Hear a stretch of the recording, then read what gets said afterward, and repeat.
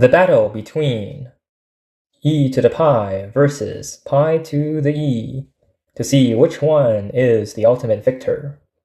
This is a very interesting problem because both e and pi, they are irrational numbers, but they are also transcendental numbers. Okay, now to show which one is bigger, I am going to prove an inequation first, which is e to the x is greater than x plus 1 for all x greater than 0. Okay, all the positive x's. Now, one can certainly do this by graphing e to the x and x plus 1 out. And notice here that indeed the red graph is going to be higher than the blue graph for all positive x. And notice also that x plus 1 is actually the equation of the tangent line to e to the x at the point 0, 1. Okay, but I'm going to use derivatives and manually show you that rather than using a graph. So the proof is as follows. So for all x greater than 0, e to the x is greater than x plus 1 if and only if e to the x minus 1 is greater than 0. So what I did was that from this inequation, I subtract x, subtract 1 on both sides. Okay? And that's how I get the if and only if, because here I can just add x, add 1 on both sides, and I get that inequation. Okay, so these are two equivalent inequations. So now I'm going to set f of x to be equal to e to the x minus 1. And this implies that its derivative, f prime of x, is going to equal to e to the x minus 1. Now I want to find the critical values or critical numbers, so I set it equal to 0, which implies that e to the x is equal to 1.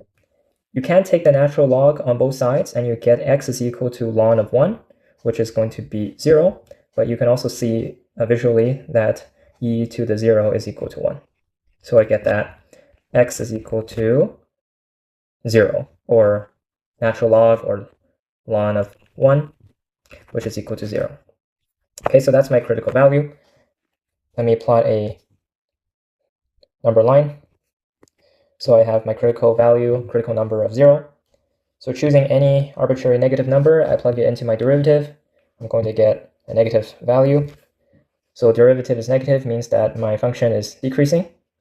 Plugging in any positive value for x, I'm going to get a positive number for my derivative, and a positive number for my derivative means that the function is increasing. So we can see here that f is increasing on the positive interval after 0 to infinity. So this implies that for all x greater than 0, f of x, which is the e to the x minus 1, this is going to be greater than f of 0, which is equal to e to the 0 minus 1, which is equal to 1 minus 0 minus 1, which is ultimately equal to 0. Okay, because it's increasing, all right? So this implies that e to the x is greater than x plus 1. Okay? So now I established this inequation fact right over here. Let me start with another inequation fact that pi, which is approximately 3.14, this is going to be greater than e, which is approximately 2.71. Okay, this is a fact. So now, if I divide both sides by e, I get pi over e is greater than e over e, which is 1, which implies that, subtracting both sides by 1, I get pi over e minus 1 is greater than 0, which implies that e to the pi over e minus 1 is greater than pi over e minus 1 plus 1. This is because I used this in equation over here. Because pi over e minus 1 is positive, if I let this equal to like my x, then I have e to the x is greater than x plus 1. I utilized this over here. But this simplifies to pi over e. So now, if I do e to the power of 1 times e to the pi over e minus 1, this is equal to e to the, using exponent laws, 1 plus pi over e minus 1, which is just e to the pi over e. This is going to be greater than pi. Because what I did over here was that I multiplied both sides by e. So I multiplied e here, and I multiplied e over here.